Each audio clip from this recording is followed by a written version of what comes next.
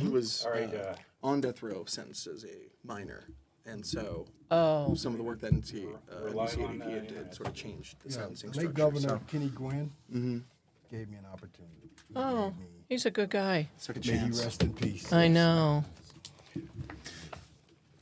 Folks, we're here at Century 25 Studios. We're here at Century 25 Studios on the 1st of January 26th, 2024.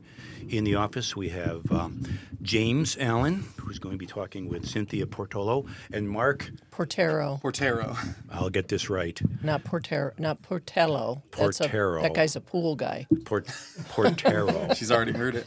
Mark, I'm going to mix up your name. Yeah, too. you already did. Yeah, right. So, and the last name for Mark is Bettencourt. Yeah, let's save you that. So I'm going to turn this over to James and the gang. So here we go.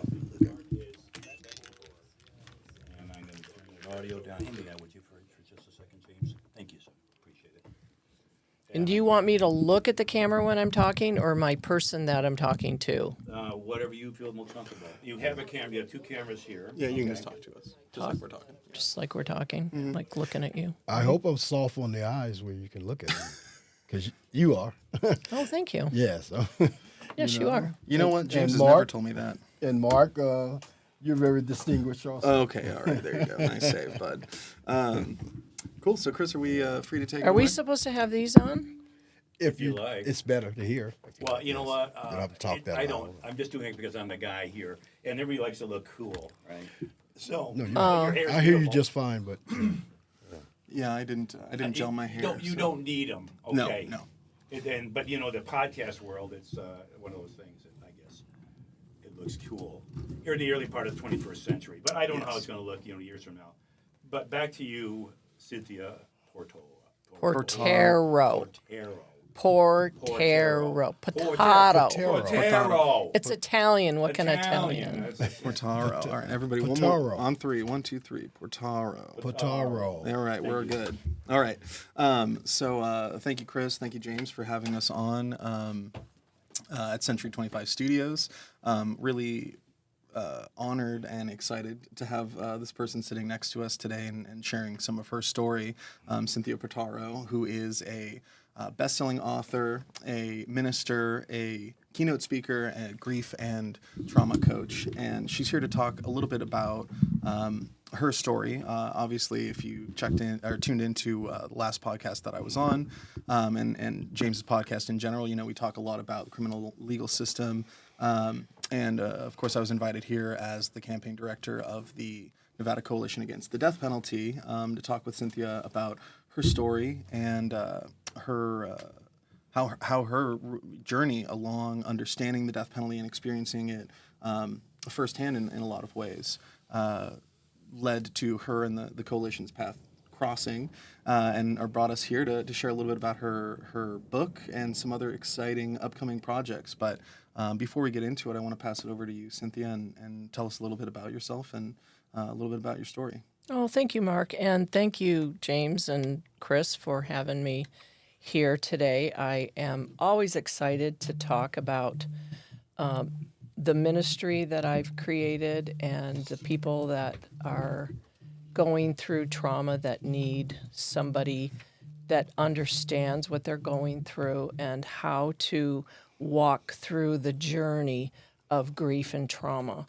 And that's why I decided years ago that I needed to get out there and help people because for me, I did have one person, well, actually two, my counselor and a friend who had lost her son, Karen. She reached out to me and she helped me, and I just felt like I want to do that too. I want to pass that baton on to people. So in the meantime, over the last 12 years, it'll be 12 years this March 30th, that my son was murdered in 2011. And shortly after that, 6 months later, my daughter died on an ATV. She was 16. Her name is Christina. And then 9 months after that, I was diagnosed with cancer. And then I think it was 7 months after me, my husband was diagnosed with cancer. So he had a 2-year battle and struggle with that. they told me I had 6 months to live, and I told them they did not know who they were talking to, that was not going to happen in my lifetime. Only God can decide what my time is, according to Psalms 139. So I did share that with the doctor, not in such a nice way, by the way. And here I am today ministering to people who are, I forgot one thing, in 2014, my husband lost his battle to cancer. So it was like 4 years of one loss after another, fighting. He and I fighting to stay alive in chemo, and he did radiation. I didn't have to, but I did have surgery. And so in the grieving process of trying to understand why, 2 of your children passed away, it just magnifies the stress in the body. So I started learning more about cancer, learning more about how stress affects the body and causes several physical ailments. And so 2 weeks after my husband passed away, I got a call from the district attorney on my son's murder case telling me that the murder trial was going to be held that February 2015. So he died in November of Thanksgiving, and here I'm going 2 months later to sit at my son's murder trial, which I never had to face because my husband always protected me. But so here I am at the trial, and what happens during that trial led me to meet Mark and his partner, Nancy. Yes, And so that's where we came from, to get to know each other in an intimate way, actually, heart to heart. And so, and we have to congratulate him on engaging with his new bride to be. Yes, Well, yes. congratulations. Yes, Yeah. thank you. Yeah. I should have brought her in just to parade her ring on the cameras. She loved that, huh? Yes, and she too is Italian. She's a spatola, actually. So you all get along. And actually, if you recall, we gave you flowers in 2021, and she actually helped us put those together. Aww. After the legislative session. I remember that. Yeah. Well, thank you. And gosh, I mean, there's just so much to unpack just in the 100 words you've shared with us, and can really appreciate how difficult that this story is to share, and in many ways how empowering you've clearly made it, and you've sort of turned this into what seems like a life mission. And I recall when you and I were talking about you coming on this podcast, you were talking about the sort of parking space of trauma, right? And how important it is that, we can stay there for a little while, but we can't really live there. We can pull in, but we have to pull out, and how important that is. Do you want to talk a little bit about, we can sort of work our way back towards that, but I think it's really important for us to hear a little bit more about what you do and sort of how you approached dealing with that grief and that trauma, and a little bit more about your journey, and how at the same time as you're sort of referring to the death penalty and the sort of legal system, the legal process made that harder or easier or worse, and how that sort of played into it. That's not me. That's me. Oh, okay. Oh, then it doesn't matter because you can do anything you want. Yes. Yeah. All right. Okay. But yes. Would you be able to share a little bit about that? So I am that personality. When I want to know something, I do a lot of research. I'm a book reader. I'm a Google searcher. I like information. I like to find out why I'm feeling this way.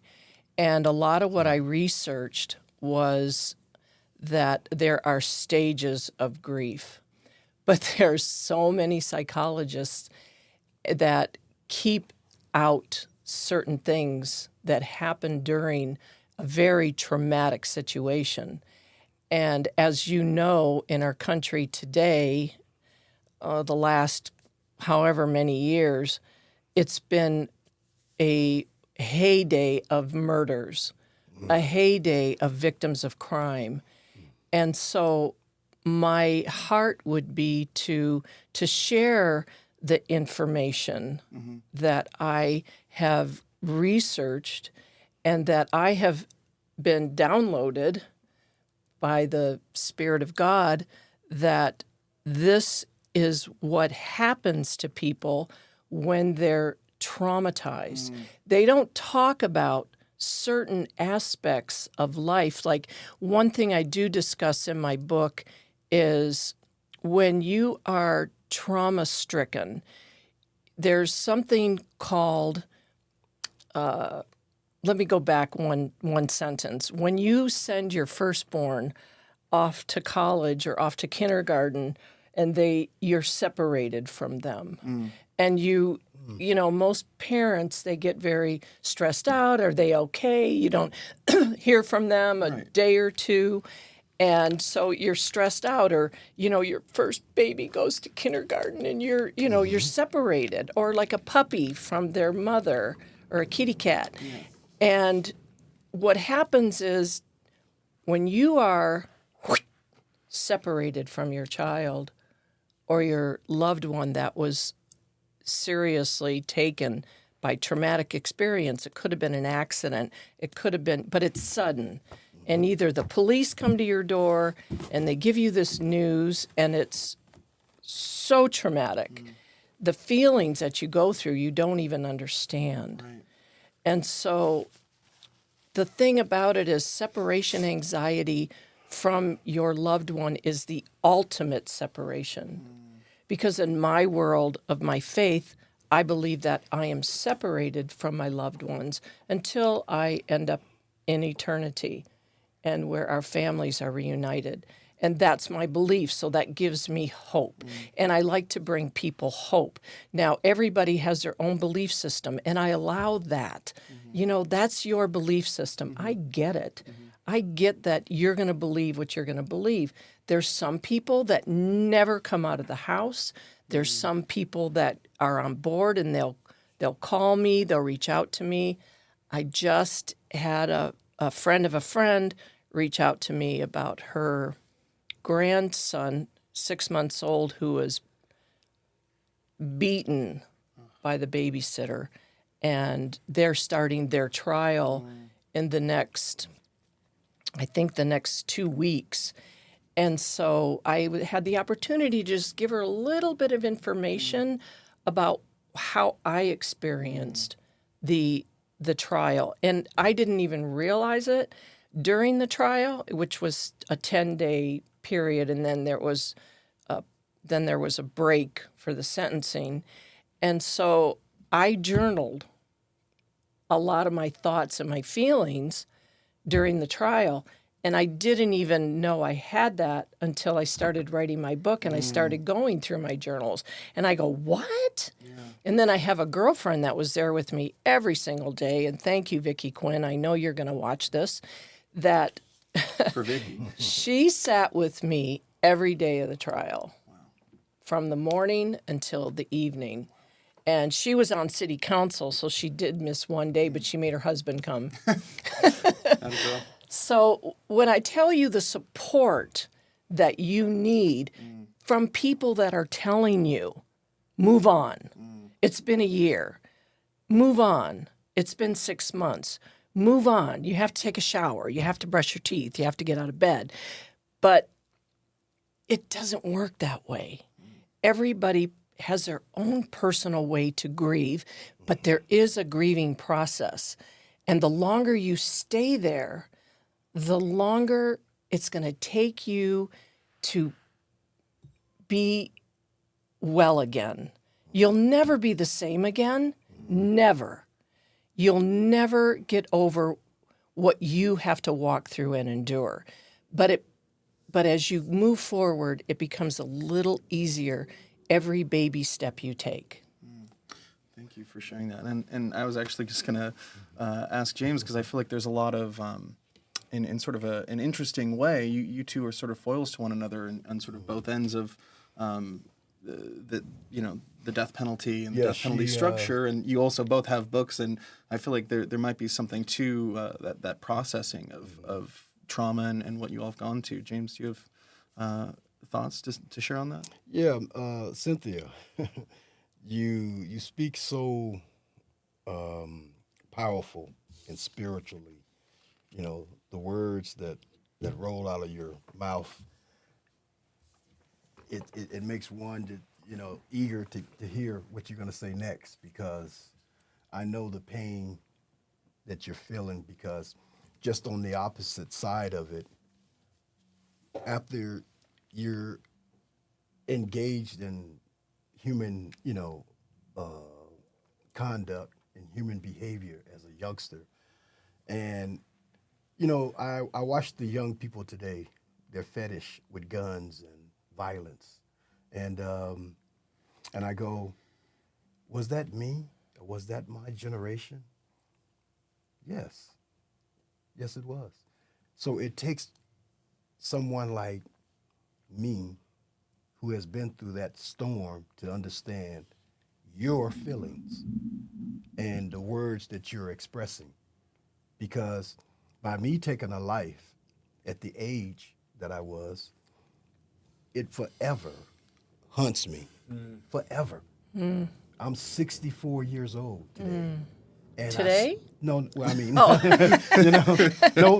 Where's the cake? I want to get to that, because it's something strange about numbers. And, you said November 15th, right? Or My husband? yes. No, No. February 15th was a trial. Okay, what happened in November? My husband died Thanksgiving Day 2014. Okay, November. So I'm born in November 15th. Oh, my daughter's a 14th. Yeah. My first execution date, when I was sitting on death row, was the day before my 21st birthday. Wow. Yeah. So, I look at these numbers and I go, Yeah. what are you trying to tell me? Because I'm a God-fearing man. And I'm not of any denomination, but I do know, I respect the word of God, and I know man didn't make this happen. Mm-hmm. That I can come from the highest sentence in the land and become a model citizen. Because here I am talking to Miss Cynthia, and I tell you, we're going to be friends for life after Amen. this. God brings people together for a reason. Absolutely. And your ministry is powerful, your testimony. But my victim in my Bible, that's in my truck right now, when you open up my Bible, you see my victim, because I'm living his life also. And his mom understood that, because by me being such a young man and such of a tender age in my thinking and my behavior and my, just activities every day. Be it, when my mom and dad separated, there was no male. So mom couldn't do it. I'm too strong of a man. I was too strong of a teenager to allow a woman to direct me. So the streets became my livelihood. But in saying all of that, I understand the feeling, because my victim lives in my heart every day.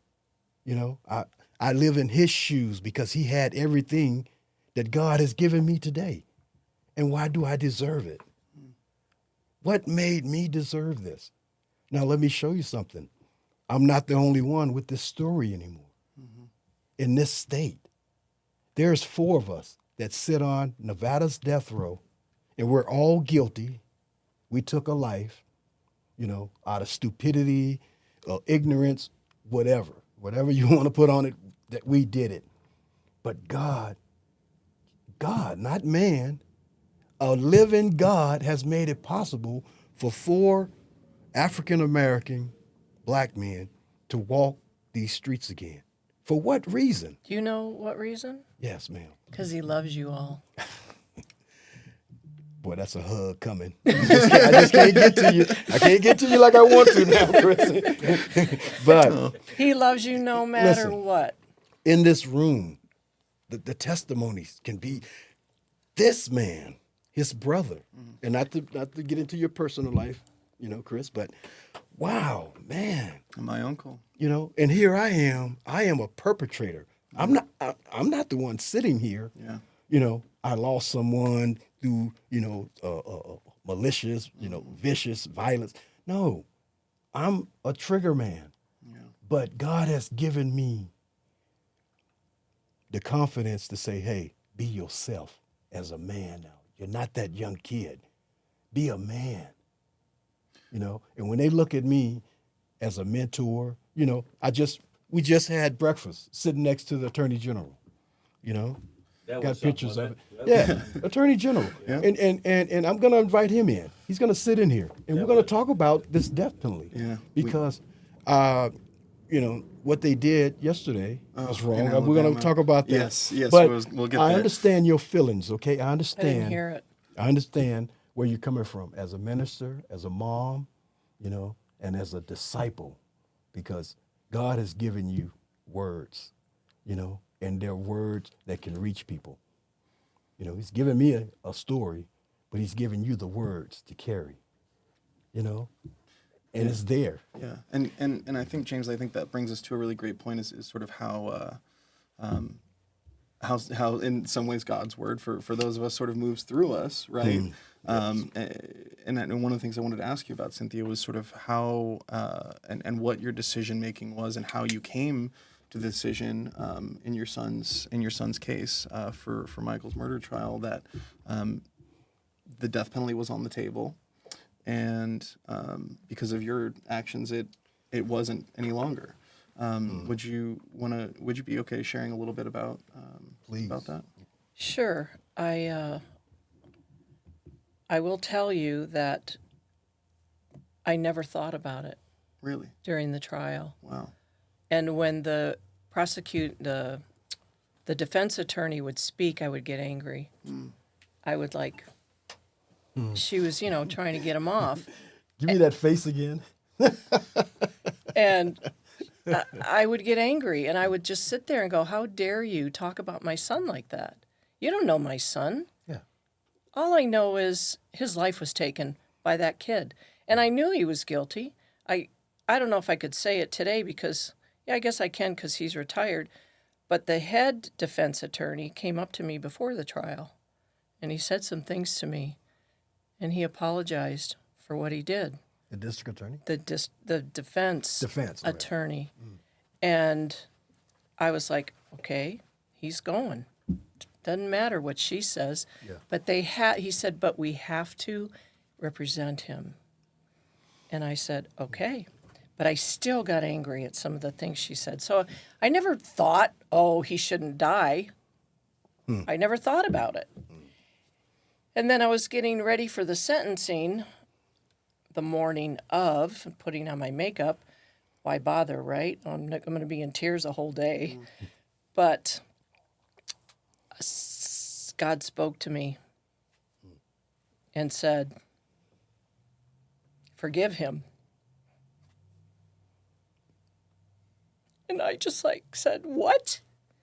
What? That's not God talking. That's somebody else. Because haven't I been through enough that now you want me to do this? And so on my bathroom floor, I just was sobbing. And then he said, take away the death penalty. I said, how am I going to do that? He said, you'll know when you walk in the door. So I was obedient.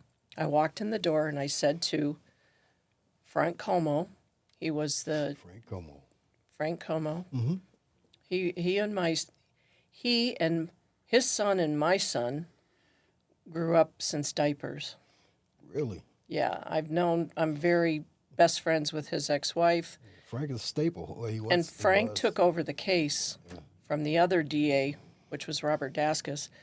And he said, I have a personal, he had a personal thing to do. So I said, I need to talk to you. He said, well, if you want to talk to me, they have to come with us. The defense attorney. So he asked the judge for a pardon, a 10-minute break or whatever they call it. And we went into the small room with the security door. guard and the 4 attorneys. And I said to Frank, I said, I want the death penalty off. He goes, you can't do that. I go, yes, I can. Yeah. You know me, Frank. I'm not going to back down. I'm not going to back down from this conversation. God told me to do it, and we're going to do it. He goes, it's my case, and you can't do it. I go, this may be what you call your case, but this is my son. And you know Michael. Michael would have given the shirt off that kid's back. He would have brought him home, gave him a place to stay and to live, because I can't tell you how many times I've got up in the morning and had a group of people on my sofa. Yeah. Michael, at least you could let me know. Yes. So after a good 10, 15 minutes, he said, okay, we'll take it off. But I'm going for life in prison. I said, good, because I have a life in prison without my son. That's my sentence. So he should have the same sentence. So what I didn't know is when you do that, the jury's removed. Yeah, it's up to the judges. So it's up to the judge. So I was able to speak to the court and talk to the judge and show them about Michael, pictures, testimonies. So you did go things. through a penalty phase with the judge. She gave the sentence. Oh, it was okay. She gave the sentence. After he was found guilty, it was sentencing day, that he was being sentenced by the jury. By the jury. So when the death penalty was taken away, they were dismissed, and then it's for the judge. Okay. And I might be out of order here or there about how all that works. I didn't know. So it was first degree murder and it was open murder, right? And And the he jury- got a lot of counts. Robbery, weapon. I mean, the jury couldn't reduce the murder charge. No. It was only first degree. Okay. So yeah, they didn't like that. You taking the death penalty off no.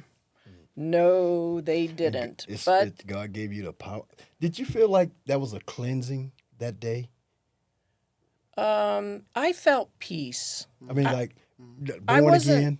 I don't feel cleansed. I mean, I didn't feel cleansed. I actually looked at that child like a mother would look at a child. Because when I look at people, they're people. Yeah. I've been like that my entire life, and I grew up in Detroit Yeah. with a racist family. I can see it in your eyes. Yeah. I will tell you. Yeah, you're straightforward. And I still, to this day, tell my uncle, you need to stop. We're watching a football game, and he's calling names out, and I'm going, Uncle, stop. Uncle, don't watch this podcast. But I don't care if he No, I'm just kidding. He's in his 90s. He's not going to care. Okay. But, But- you know what I say about people that still use that type of language and that's truly their way of trying to rub elbows with that race of people. So if they knew that they can go around and use the N-word, right, and be comfortable, and the people that they're sitting in, that they're part of the audience with are accepting that, then yeah. And that's what, in that culture, even in football, locker rooms, you'd be surprised. You go in a locker room and just sit back, you'll be surprised the language. I've had to talk to sports players and stuff, just give them a motivational speech, my story and, how I wanted to go to college and play sports and, they look, I mean, I was much physical and built better, but, in your 60s, but you try and hang on to what's left. But I'm telling you, the language, these young kids, high school, they talk that language. And if the coach and the management or whoever's, if they don't take control and say, hey, we're not going to do this company, this organization, or even on the streets, family being together, whatever. But it's just, I don't know. To Yeah, me, it's old school, and it needs to go away. Yeah. It's ripping our country apart, but I don't want to talk about Yeah. that. Yeah. Like that's a whole Yeah, no, that's another- new that's podcast, another- dude. We're gonna Yes. see each other again. Yes. Because I can tell you things that I have done and that anyway. So after that, he ended up getting a life sentence with a chance of parole in 28 years. So I said, in 28 years, I'll be in my 80s. Am I going to really care if he gets off? But the thing about it is what I didn't know how the death penalty affects citizens in tax-paying money, in costs, and the fact that there has never been anybody except I can't remember his name, in 2006, he begged to be killed. Scott Dozier. Yeah, he begged to be killed in 2006. So here these guys are sitting Yes. on death row, and it costs more, believe it or not, for that than it does in the regular state penitentiary. Now, I like that. I like that because true. it does. It's true. It does. It's half the cost. It cost for 20 years an average of $2.5 million per person for 20 years. Now multiply that times 64 that are in there now in Nevada, just Nevada. wow. Just Nevada. And the longest one here in Nevada is what? Wilson. Ollison up It's from 30, Reno. I think it's 37 years. No, 70. Tom. Tom is longer than him. I mean, they're on the same case. Oh, that's right. Yeah. It's Tom. Tom Wilson. Tom Wilson. Yeah, you're right. You're right. Yeah. And Dan that was Larson. Reno, and that was Yeah. 70. And look who they murdered. Yeah. A cop. An undercover, and they're still sitting there. So what are you doing? I mean, They're doing nothing. that's what I'm saying. Why let have them it? off? Yeah. I mean, but they need to take that facility and turn it into a state penitentiary and treat them like, there's people in school like John Ponder. No, That I know John Ponder. I know John Ponder very well. I walked the prison yard with John Ponder. Yeah. Amen.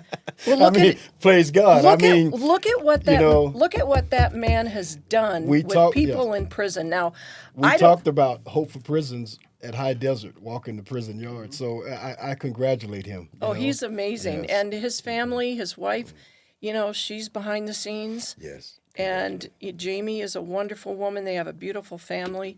And he's starting this, I don't know if you saw it, but he's starting a brand new facility. Yes. And he's teaching people how to re-enter into society. Yes. Now, that's what I'm talking about. And the other thing is, when you're a victim of crime, you get $1,000 per immediate family member, $1,000 for counseling. Okay. How long is that going to last? For $175 an And hour. when do they do that? Immediately or? It comes from the state Yes. for the victims of crime. They get $1,000. Now, I don't know if they raised it since And it probably comes 2011. in increments. I don't know. But think about it. Where's the compensation for the victims who lost their breadwinner, like a police officer? Sean, I can't remember his last name.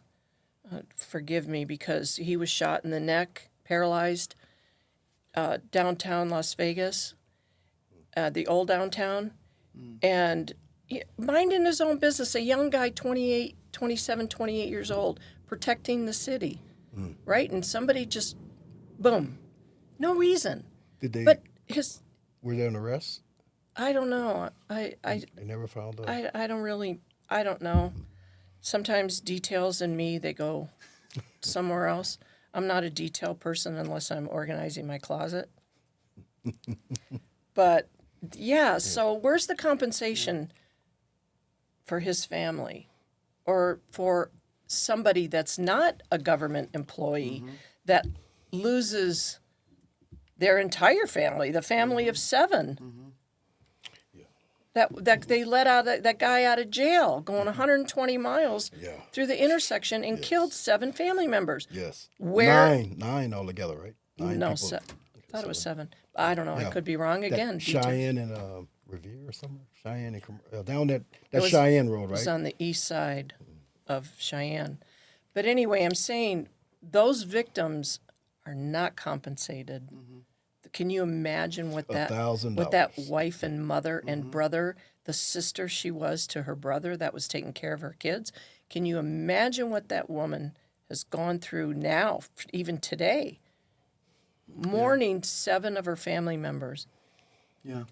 And why did I get to? Why am I here? Yeah. And they're gone. Yeah. And at the same time, you know, as you're talking about the cost, right? We're spending $500,000 more for every time that we seek the death penalty versus life without parole, regardless if they even get the death penalty, regardless if they're even guilty. That money is upfront cost.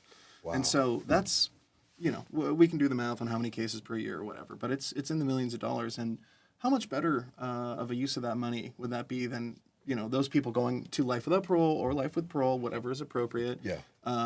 And we can talk about life without parole versus life with parole, and we can have that conversation another time. But regardless, all of that money should be going or could be going to victim compensation fund, helping pay for families to pay for funerals, right? I mean, Right. That's not cheap. Yes. You know what I mean? Yeah. But where do you start? And what we pay as taxpayers all the postponements. Now I know for Brandon, going for the death penalty, there was 4 years of postponements from the time he murdered Mike until the time of the trial. I think there was 4 or 6, I can't remember. And the taxpayers all paid for that. The taxpayers pay for every postponement. When you're on the death penalty, you get a chance to. They're going to get them out. They're fighting to get them off the death penalty. And thank God that they were able to do that for you. But what about all those other families that have to sit through that every time? It brings back everything. I don't have to do that. I'm living in peace because of the decision that was made that day. And, you know, the family came up to me and hugged me and thanked me and all that. I just said to them, and my girlfriend told me this, I don't remember. I said, let's just hold hands and pray. Yeah. For Brandon. And that's all I wanted was Peace. peace. And And my children, by the way, I called them and told them what God had told me. And they agreed. Mom, go for it. We don't want another life on our hands. and Confirmation. yeah, and I think further confirmation. You told me a really nice story that you happened to run into a CEO or something that had known Brandon and told you that he had sort of followed a path of positivity. Well, this is weird, God thing, but I had a condo in Bryan Head, Utah, where my daughter died on a ATV accident, and it just wasn't the same after. So I ended up selling it about 3 years ago. But anyway, right after the trial, I was up at the condo, and my girlfriend said, let's go over to Desiree's house. She's having a little 4th of July thing. And I said, okay, I'll go. So I'm there, and I'm talking to these people. She introduced me to a friend of hers. Her name is Sherry, and her husband. And so, we talked, and I told her I was an interior designer. And she said, oh, you got to come to my store. I go, where is it? She said, oh, it's right at the town hall. And I said, oh, okay, great. We'll stop in on Sunday. So my friend that I was with said, are we going to go over to that store? And I'm like, what store? He goes, the one you talked to that lady about. And I go, oh, yeah. So we stopped over there. We're having a conversation, and she said to me something. Oh, no, I said, so are you here all week? And she said, no. She said, I'm only here on the weekend because I have a job in Las Vegas. I said, what do you do? And she said, I'm a correctional officer. I said, oh. I go, have you ever heard of Brandon J. Hill? She goes, how do you know Brandon J. Hill? I go, he murdered my son. She goes, "You're Cynthia Portaro?" Wow. I go, "I am." And so we had this conversation about, she said, he had written me a letter. She said, "Did you get his letter?" I said, "I did." She said, "I helped him write that." I said, "You got to be kidding me." She said, "No, he was in my group for 4 years. And he became a role model inmate." And I knew that after. Yeah. And I was like, You only can give it up to God. I mean, there's nothing in the atmosphere, just an atmosphere that can just make you say, "Hey, this is going to happen today." it's those How divine does that, connections. How does that happen? You meet the person that watched My son's your killer. son, develop into the person they are today. I mean, you're getting it literally from the horse's mouth. Mm-hmm. Yeah. Yeah. And the person that grew because of the opportunity that in many ways that would not have existed if it wasn't for you, right? And there are and to the credit of your attorney, we know that there are some families that don't want to see the death penalty sought, and they say, "Well, we got a good case, and we're going to go ahead and not everyone is listened to." I know people. I know people that that's where they're sitting today. Yeah, that's tough. And it's good you got a connection on both sides. You do. You have a connection on both sides of the aisle.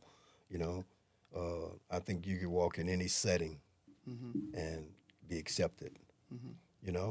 I mean, just come raw and natural like you're doing here on this podcast, And Somebody told me that the reason why I have the ability to speak with others about this subject is because I have authority in it.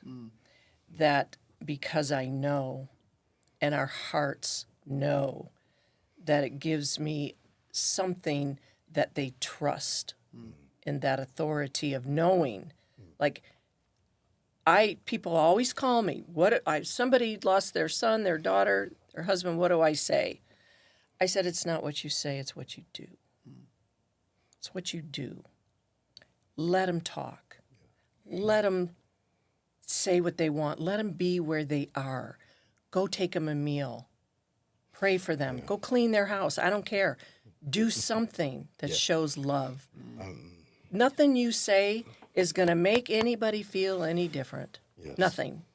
You can't say, "Oh, you're so blessed to have 2 angels in heaven." I'm like, right. where's that a blessing? My kids are supposed to be here. Yeah. Right? My husband's supposed to be here. Now you see why I have Mr. Sylvester's photo in my Bible. That Bible came all the way from death row. Wow. The cover is made out of pure kente cloth from South Africa. So I'm telling you, it really did something for me when I got off of death row and I had to walk the main line of the yard for the next 25 years. And great people of God look at me and go, "Let it go. God gave you. Why are you holding that? Why are you walking around with it? I see it in you." And you're one of those people. You haven't, you haven't given it to me, but I see have it in Brandon's letter in my phone. you. Yeah. It's just crazy. Like, where does this power come from? And then to be around people like Mark, who has a passion for this, and the coalition. He grew up in a town like this, so he knows this place especially doesn't deserve a death penalty. No. Like, so, but I would love to take you on a crusade throughout the prisons. I'm going to start trying to get sponsorship to go to prisons death row. I want to talk to men on death row, women that are on death row. We don't have any anymore. I don't think any women on death row anymore. No, it was one left. There right? was one, but I think she either passed away or was resentenced. Florida, she's gone.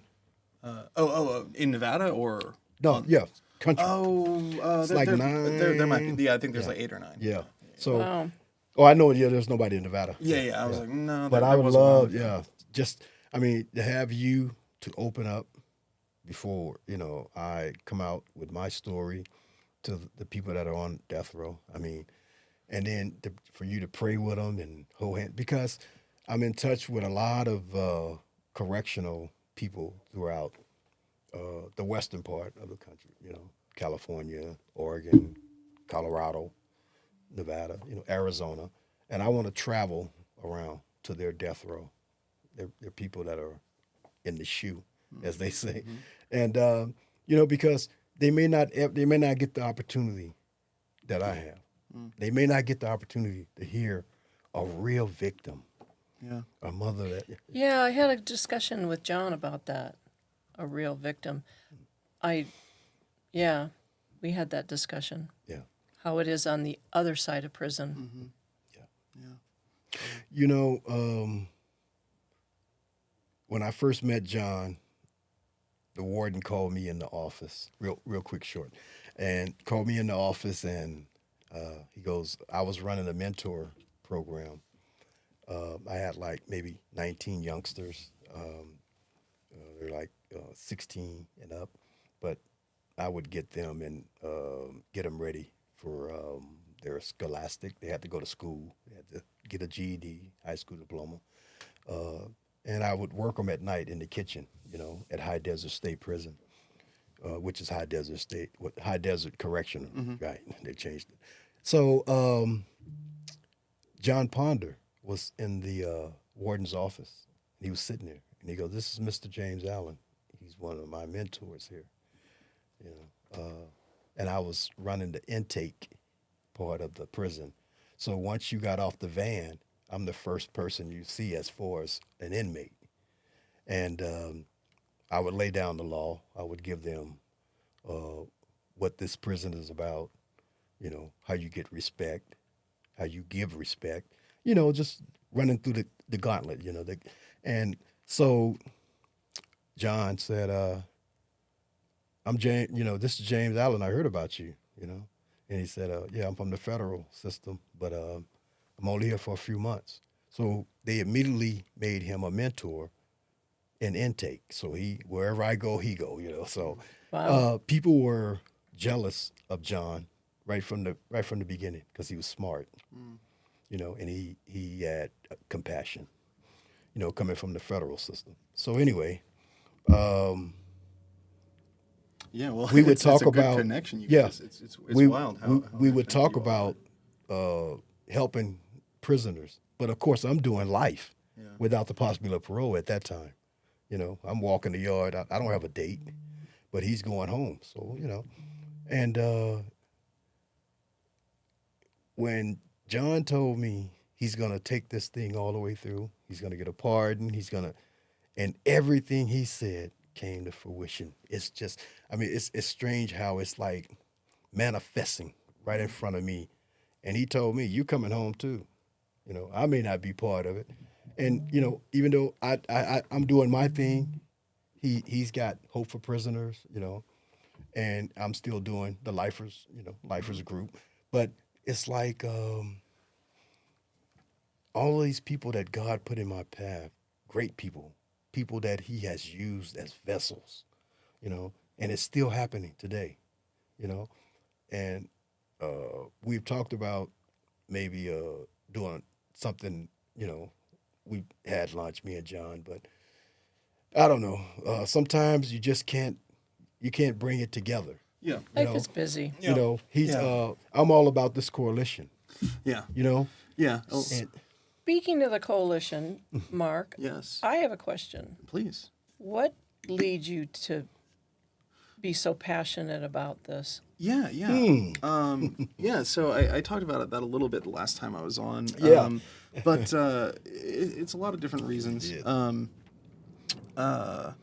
Did you see his podcast? No, I haven't watched. I sent it to her. You're putting her You under did? fire. Okay, yeah. I think I did. I probably did. I sent you like a YouTube link on your phone, which I wasn't. Oh, I don't remember. Yeah, it's all right. He did great. Oh, Oh, man. yeah. Well, okay. All right. All right. But anyway, to answer your question, there's a number of reasons. First, both of my parents were formerly incarcerated. as was my grandpa. And so they all sort of saw the sort of horror and brutality of the incarceral system and what that was like to go through it. Although it was, my mom, it was the juvenile system when she was very young, and she had some,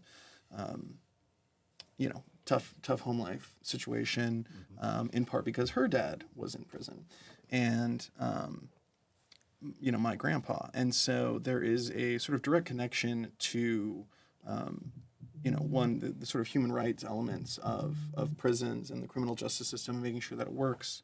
But my mother's brother, my Uncle Mike, was also a murder victim in an unsolved case in Missouri. And I was, 3 or 4 years old, and visiting him completely comatose in the hospital. And ultimately he ended up passing away. But from his injuries, and there was never any closure for my family, and so and sort of saw how that had an impact, one, from what the justice system did or didn't do, both for them as victims and as people who were incarcerated.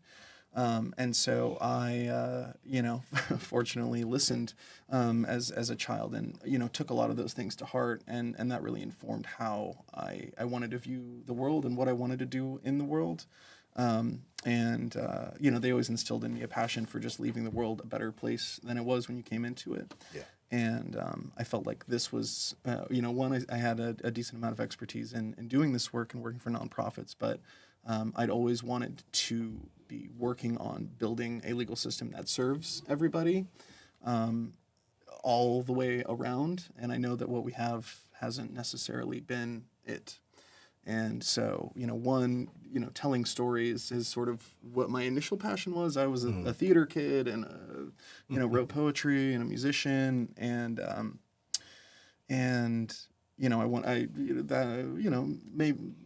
maybe in a different life that I would have stayed doing that. But that was sort of what led me to doing nonprofit work, working with people, capturing the stories of people like y'all, and finding the way to, put that to work, right?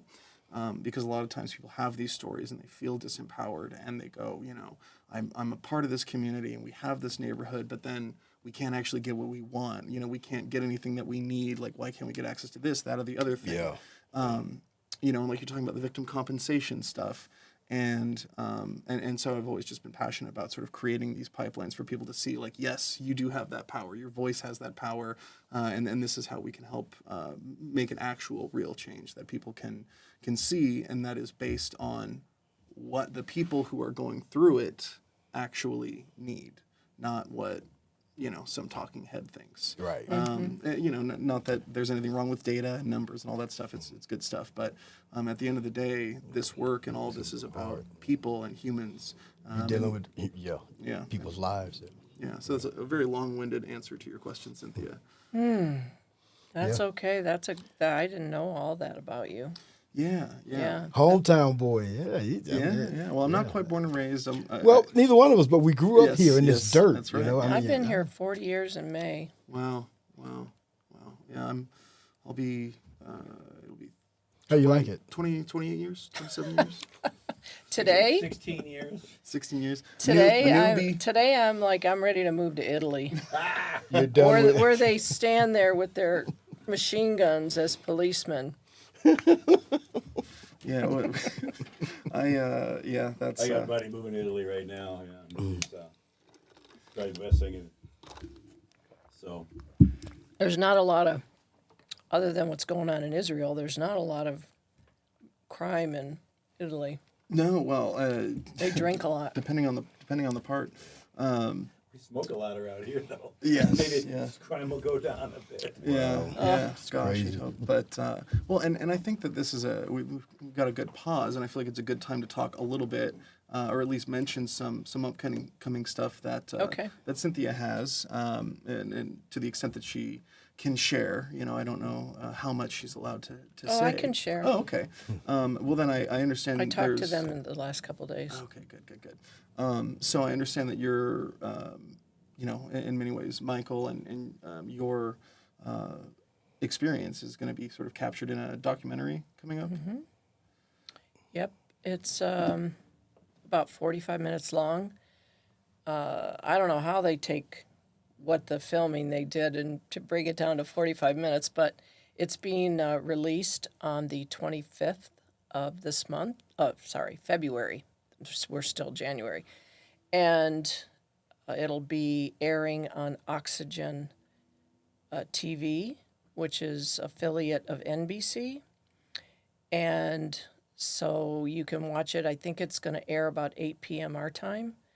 And then the day after that airs, they're going to give me a link and we can stream it on Peacock. Okay. So that's what I was going to talk to you about later.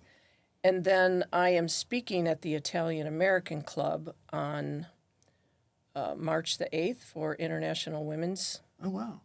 event. And dinner will be served. You can go to my Facebook or Instagram page and you'll be able to find a link. We just got all the flyers finished and things like that. And we have a link for Eventbrite. And it's called International Women's Day at the Italian American Club. And then I'm also speaking at the Wynn on the 11th to a group of people with, I think, 4 other authors. Oh, wow. So we're going to be talking about the experience of writing and things like that. That's fantastic. Nice. And we'll get links for all that to add on to this this video and podcast when it goes up. And you'll make sure to send those over to me. But that is like you have a full docket of things coming up. Yeah, a lot of preparation, a lot of things to do. And then something you might be interested in, my friend is spearheading an event at the, I can't remember where it is, but I'll let you know. It's called the Roar Fest. And it's going to be real powerful worship. Say it again. Roar, Roar. like the Lion of Judah. Roar. Roar. Yeah, roar. Roar. R-O-A-R. Okay. Roar Fest. Yeah. And that's going to be in April. So if anybody is interested in it, there's going to be worship and speakers. There's a gentleman from Reno coming, Mario Murillo, who's very popular, very strong teacher in the Word. And he'll be there. And I'm on the prophetic team to pray for people. And it's going to be a roar. I will tell you, cool. It's going to be a roar. So, yeah, those events are, just unrolling. And, the opportunity for me to be able to get out and to speak to people and to share ways that they could move through this journey. One thing that comes to mind real quick that I studied and learned about in my book is there's something that happens with people that are in trauma, and actually you can feel your heart hurt. It's a muscle, and so you could feel it hurt like you were working out, and I remember experiencing that, but nobody talks about that. And I had a little mini stroke, and God totally healed me. Yes. And I see no signs of nothing. But so it's called broken heart syndrome. Oh, yeah. And people ignore that. That's part of what a happens syndrome? with the stress and the trauma of being a victim of such crime. And as small as this may seem, I was telling Chris I got my storage unit broken into last Saturday. And I had all memorabilia from Mike and Chris and my husband, and I separated a couple other bins for my 3 other children, and they just ransacked it, broke things. They violated the place, and I'm not going to say what they did, but I just felt so violated and lost because they said, well, what's the value of your stuff? And I said, I looked at the police girl and I said, how do you put a value on memories from over 40 years? Well, my husband and I were together 33 years. how do you put a value on that memorabilia and the pictures and things like that? Like for me, you can't put a finger on that. And you can't put a finger on you can't put a value on somebody's life. So, if you're out there and you're not in the right place, you've got a lot of places to go for help, a lot of places.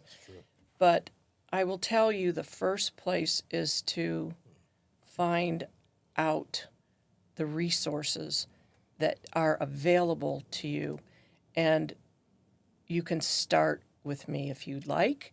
Mark and James, obviously, we've been there. We know what you're going through and would love to help you, help others as well.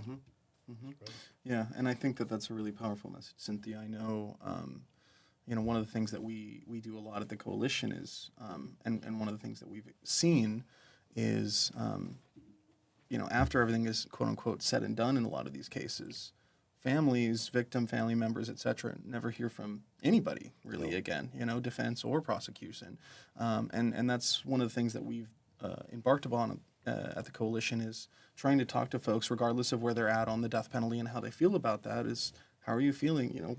What do you need? What didn't you get? If we get rid of this thing, what's your wish list, right? Yeah. Because we know that there are all of these gaps that the system isn't providing, and I think I recently saw that we are in Nevada at least last in mental health resources in the country, 51st.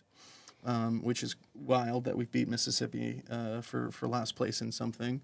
But it really speaks to the fact that, we have so many needs in our community. And, there are so many fantastic individuals like both of you that are, trying to fill in those gaps. But we also need those major players to listen to us. And we also need other folks, who have stories to share or maybe feel like they've been left behind. To always, find a place, find support, find whatever that support system is. I think both of you could probably say, whatever you're going through, that support is necessary.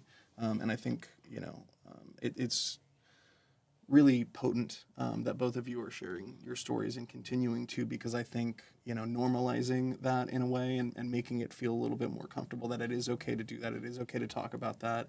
And in fact, it's probably better for us to be doing that than to be holding that in. So I really appreciate both of you being here today. And I want to, of course, put another plug in for Cynthia's book, Beyond the Unthinkable, which you can buy on Amazon or on her website. And then James's book over there, Not My Chair, which I believe you can find that on Amazon as well. And we'll make sure that we get links for all of these wonderful things. And we'll make sure we have all of Cynthia's stuff so that you can find out more about her. And if you need any of her many talents, you can tap in. But unless there's anything else from anyone wants to add. I have one more plug. Channel 3 does a mental health segment, and they have people on. They had me and my counselor on when we did a grief conference last spring, and they opened up the aspect of mental health and how much we need it here. Yeah. And so they're bringing awareness, to our community of where you can go, some of the resources, and she'll interview, people great. along the way. So actually, she's one of the people I'm going to contact about doing the documentary thing. Okay, cool. Maria? Cool. Yes, and fabulous. yeah, thank you. After you, boss. Oh yeah. James, anything to add? Well, Mark, I think this has been a great segment, man. This has really opened some eyes, and I know our regular viewers that check in on this channel, you got something amazing today because you hear it from a person that's real, and she's coming from a place where a lot of people out here are locked in their mind. They're in prison, I mean, different denominations of ministries and organizations, they're just locked in. They won't let go. But to hear you, a victim's mom, a wife, you know, a mother that lost not one but two. It's like, man, in 4 years, you know, it don't happen. It just don't happen. You don't make that up, and it's real. You know, it's like, you know, how do you feel your grief? But you express it, you bring it out, and it's heartfelt. And I thank you for coming. And Absolutely. I know that God brings people together because He gave us the power to communicate. And when we talk, you know, the name dropping, all the names that you drop, I know the names I drop, you know, so it's like, okay, here's another piece of the puzzle, you know, where's it going to fit, you know, because that's what he's doing, you know, and I am a server and I'm a disciple and I love Mark. That's my brother over there, man. And I do have to piggyback on that, what you said about expressing and how important it is to express. And you know how to express yourself. Mark, you know how to share your story and express yourself. There are people that will turn the page and don't want to hear it. yes, They don't want to know about it. They don't want to talk about it. And I'm going to generalize because it's generally men that don't want to feel. They don't want to, you know, they want to blame God. They want to, why did God do this? Why, you know? And so that's the place where I like to connect with people and that it's okay to cry. yes, Go ahead. yeah, that's Why are you holding back your tears? exactly. Give it a shot. Just go take a bath, get in a warm tub, is what my counselor used to tell me, and just scream and cry. And so it does create a good release, even though it hurts at the time like hell. But it's so worth sharing and talking about how you're feeling that day. My safe place is my pickup truck. He lays down in the bed and cries. Drive with my eyes closed. Like, No, oh yeah, I cry at all sorts of stuff. I'm easy, you know. I'll be at your wedding. Yeah. Oh yeah, I'll be crying there for sure.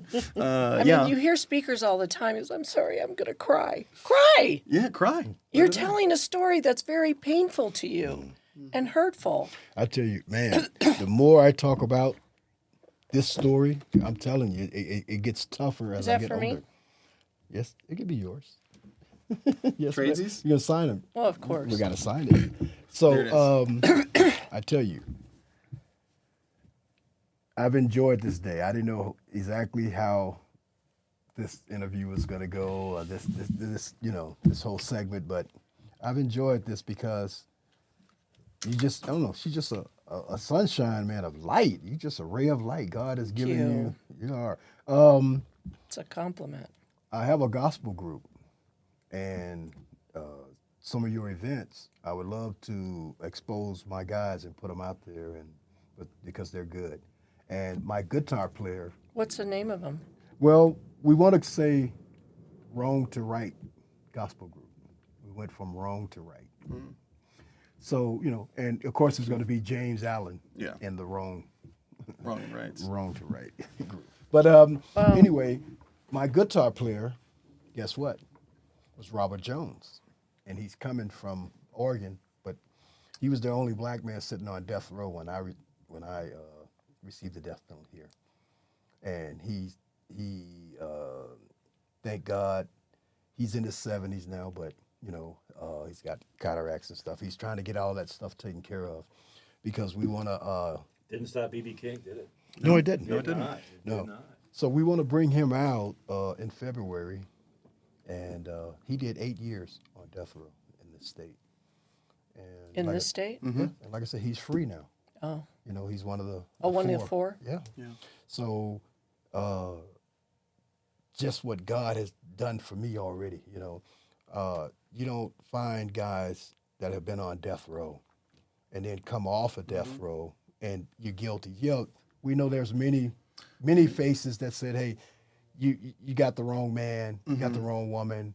You know, they went after it, they got everything straightened out. But when you find people that have been Convicted. convicted and rightly, and the jury gives them the death penalty, and God says no, no, no, no, no, no, no, no, no, no, no. He's a believer. She's That a would be believer. Jeremiah 29:11. I know I have the plans to prosper you. Yeah, great teacher, man. Look, she's quoting scriptures, man. But I'm saying, for me to come from death row and play the Las Vegas Strip, I was working for a company in prison that refurbished cars. They, from the Imperial Palace, and I worked on $1 million cars. And now I would like those owners to know that. Did you know an ex-death row guy put that bumper on there? Yeah. Put that bumper on that Duesenberger that Yeah. you auction off for $1 million. Yeah. I worked on that 2.5 car, and I was on death row. See, I mean, just the story. How Yeah. my story takes legs. Yeah. It moves. Yeah. I told a production company I was working on a limousine, and I told them, I said, I would give anything. I was putting the halo lights in the back of the limousine, and the reporter came in, and she said, "You're doing life without the possibility of parole. How does it feel to be working and making minimum wage in prison?" So that was the segment.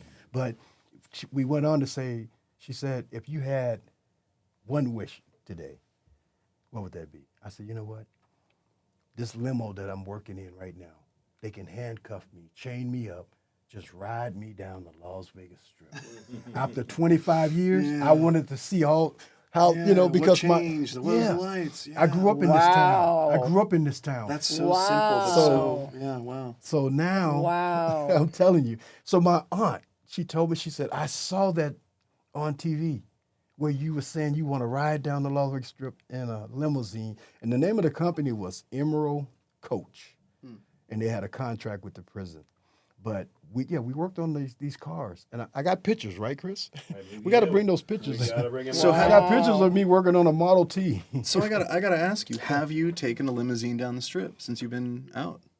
No, I drove myself, but Okay, all right. yeah. You know, it's like Well, I'm just saying, birthday You wanted present or freedom. something. yes. Yeah. You wanted your freedom. And I'm telling you, now I'm asking God to open these prison doors and let me talk to condemned men. Let me talk to men that say, "Hey, you did that.